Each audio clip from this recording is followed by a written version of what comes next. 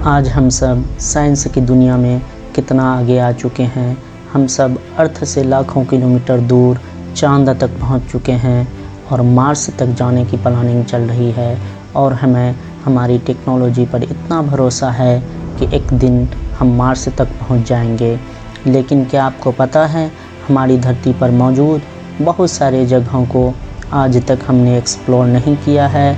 जैसे ओशियंस का बहुत बड़ा हिस्सा आज तक हम इंसान एक्सप्लोर नहीं कर पाए हैं। उसी लिस्ट में शामिल अमेज़न रेन फॉरेस्ट है।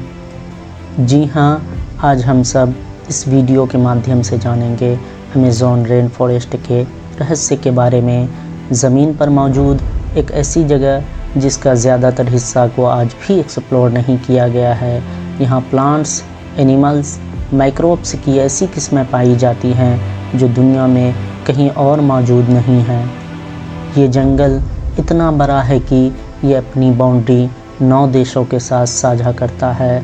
ये देश हैं Brazil, Peru, Colombia, Bolivia, Ecuador, French Guiana, Suriname और वेनेजुएला।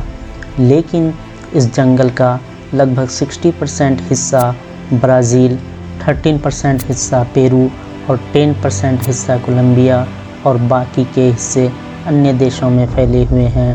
ये इतना विशाल है कि इस फॉरेस्ट को अर्थ का लंग्स भी बोला जाता है, क्योंकि पूरी दुनिया में जितना भी ऑक्सीजन है उसका 20% सिर्फ अमेज़न रेन फॉरेस्ट रिलीज़ करता है। अगर हम एरिया वाइज देखें तो अमेज़न जंगल लगभग 70 लाख स्क्वायर किलोमीटर में फैला हुआ है। मतलब इतना बड़ा है कि ये अपने देश भारत से लगभग दुगुना है। जब हम बात करते हैं कि ये हमें लगभग 20% ऑक्सीजन प्रोवाइड करता है, जो बहुत बड़ा हिस्सा है, तो उसी तर्ज पर ये जंगल हमारे द्वारा उत्पन्न कार्बन डाइऑक्साइड को भी सोख लेता है।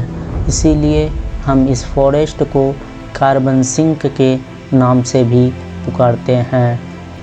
ये जंगल इतना ज़्यादा घना है कि ज़मीन पर सूरज की रोशनी नहीं पहुंच पाती है और बहुत ज़्यादा अंधेरा होता है, और बड़े पत्ते बारिश के पानी को ज़मीन तक जल्दी जाने नहीं देती है। इस जंगल का नाम यहाँ से गुजरने वाली अमेज़न नदी के नाम पर पड़ा है, जो नील नदी के बाद दुनिया की सबसे बड़ी नदी है। ये नदी भी कई देशों से होकर गुज़रती है, लेकिन सबसे बड़ा हिस्सा जिस तरह फॉरेस्ट का ब्राज़ील में है, उसी तरह अमेज़न नदी भी ब्राज़ील में अपना सबसे बड़ा हिस्सा कवर करती है।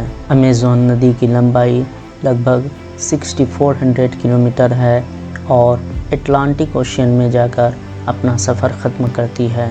ज़मीन पर मौजूद जगह में से अगर कोई सबसे ज़्यादा बायोलॉजिकली डाइवर्स जगह है तो वह है अमेज़न रेन फॉरेस्ट। यहाँ पेड़ पौधों और जानवरों की इतनी ज़्यादा स्पीसीज़ पाई जाती है जितना हम सोच भी नहीं सकते। कुछ ऐसे भी स्पीसीज़ मौजूद हैं जिन्हें हम सिर्फ इसी जंगल में देख पाएंगे। यहाँ पाए जाने वाले पेड़ पौधे में मेडिसिनल प्रॉपर्टीज़ भी बहुत ज़्यादा मात्रा में मौजूद होती है और इसीलिए हम इसे मेडिसिनल स्टोर हाउस भी कहते हैं। रेन फॉरेस्ट केवल पेड़ पौधों, पक्षियों और जानवरों का ही घर नहीं, बल्कि बहुत सारी जनजाति है जो इसे ही अपना घर समझती है। इनमें से ऐसी जनजाति जो नदियों के किनारे रहती है, वो बाकी दुनिया के संपर्क में हैं। उन्हें खेती करना, फल और सब्जियां उगाना आता है। धनुष और तीर से जानवरों का शिकार भी करती है। लेकिन ऐसा भी कुछ जनजाति है जो बाहरी दुनिया से संपर्क नहीं बनाना चाहती और अमेज़न रेन फॉरेस्ट के अंदर ही रहना पसंद करती है। क्या आपने कभी सोचा कि यहाँ पर उगने वाले इतने ज़्यादा पेड़ पौधे के स्पीसीज़ को मिनरल कहाँ से मिलता है?